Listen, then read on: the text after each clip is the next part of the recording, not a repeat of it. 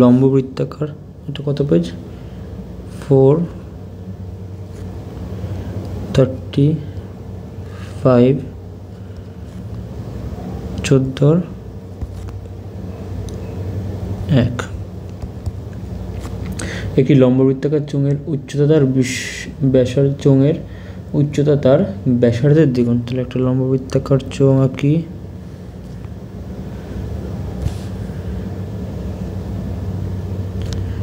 তার ব্যাসার্ধ, এটা হচ্ছে উচ্চতা, এটা যদি আর হয়, এটা যদি উচ্চতা হয় সমান সমান উচ্চতা কত হবে, ব্যাসার্ধের দ্বিগুণ হয় 2r হবে। আর কি বলছে, যদি 6 গুণ হতো, ব্যাসার্ধের 6 গুণ হতো, তবে চোঙটির আয়তন এত ঘন ডেসিমিটার বেশি হতো। তাহলে অন্য কি বললো, এর 6 গুণ, মানে এটা যদি এইরকম হতো, যদি 6 গুণ হতো,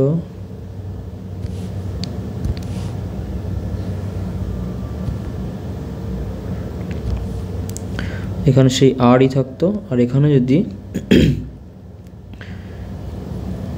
এইচ ক্যাপিটাল এইচ সমান সমান 6r হতো, তখন ভি কত হতো, ভি ক্যাপিটাল ভি কত হতো, আর এখানে যদি V1 হতো আর এখানে যদি V2 হতো, তাহলে V1 V2 ডিফারেন্স কত হতো। তাহলে প্রশ্ন মতে কি বলেছে, V2 মাইনাস V1 সমান সমান 539 ডেসিমিটার কিউব। একটু অঙ্কের দিকে এগোই। এরপরে কি বলছে, তাহলে এই ক্ষেত্রে আয়তন কত হবে, V2 কত হবে, এটাই প্রশ্ন অনুসারে, তাই তো।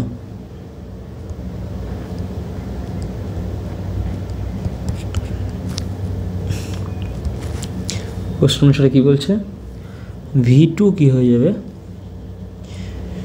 V2 হবে 4 পাই r স্কয়ার h, কোন h, স্মল h, না এটা V2 বলেছে, তাহলে এটা r square capital H minus pi r square small h সমান সমান 539।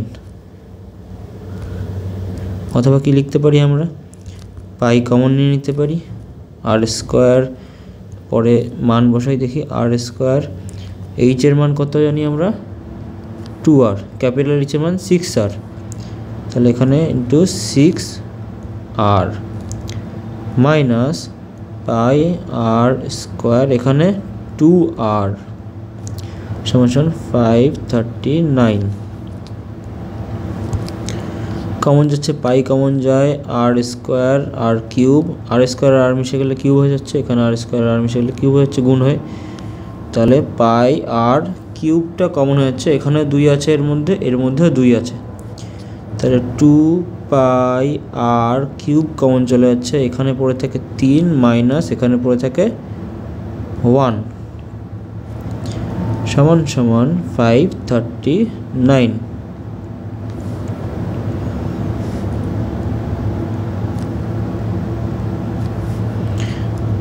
और এখানে পড়ে থাকে 2, তাহলে 2 পাই r কিউব ইন্টু 2 সমান সমান 539।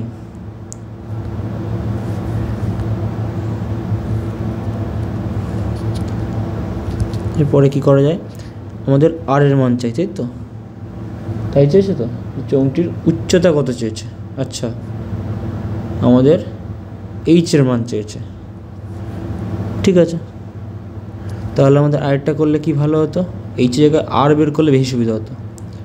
আচ্ছা এইভাবে করছি, এভাবে করে নিই,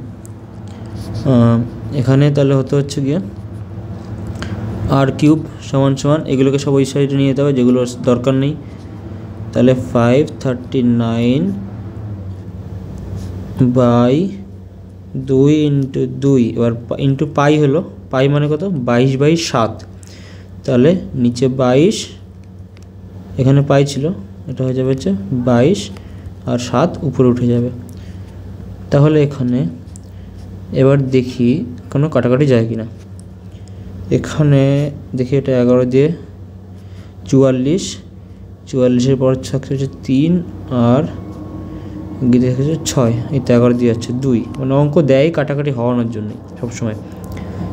তাহলে এটা 11 দিয়ে ছাড়া 11 2 সাথে আর কিছু দিয়ে যায় না, আবার এটা 2 দিয়ে যাবে না, বীজের সংখ্যা, তাহলে এটা মাস্ট 11 দিয়েই যেতে হয়। অঙ্কগুলো সেরকমভাবেই ওরা সাজিয়ে দেয়।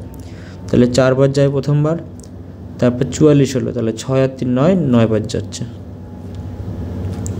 তাহলে হয়ে গেল 7। 49কে আমরা ভেঙে লিখতে পারি 7 ইন্টু 7 ইন্টু 7, এখানে আলাদা করে 7 রয়েছে, বাই 2 ইন্টু 2 ইন্টু 2, আর ওদিকে আমাদের কিউব রয়েছে। অঙ্ক রেডি।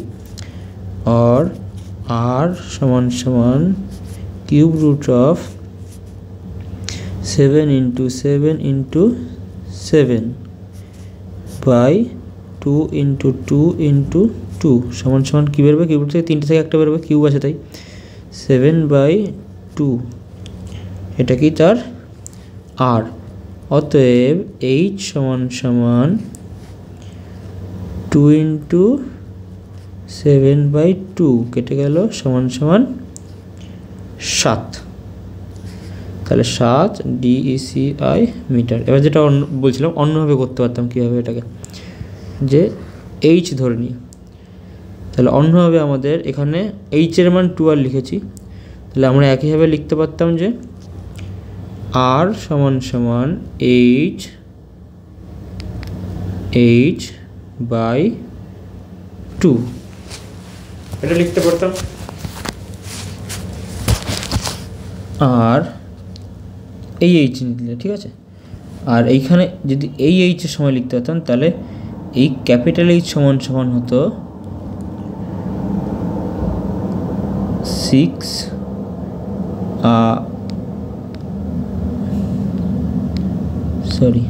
r সমান সমান হতো h/6, কিন্তু এইখানে কেন হলো না অঙ্কটা, এইভাবে কেন হলো না? কারণ এখানে এই h ক্যাপিটাল H পেতাম, এখানে স্মল h পেতাম, দুটো কমন না। কিন্তু যেহেতু আমরা সবার কমন মান r-এ নিয়ে গেছি, rটা যেহেতু ফিক্সড রয়েছে, সেই কারণে r-এ কনভার্ট করে নিয়ে অঙ্কটা করতে হয়েছে। এখানে এইভাবে প্রকাশ করলে কী হতো, এই ক্যাপিটাল H আর স্মল h-এর মধ্যে কমপ্লিকেশন হয়ে যেত। এই গেল আমাদের অঙ্ক, তাহলে উত্তর হবে 7 ডেসিমিটার।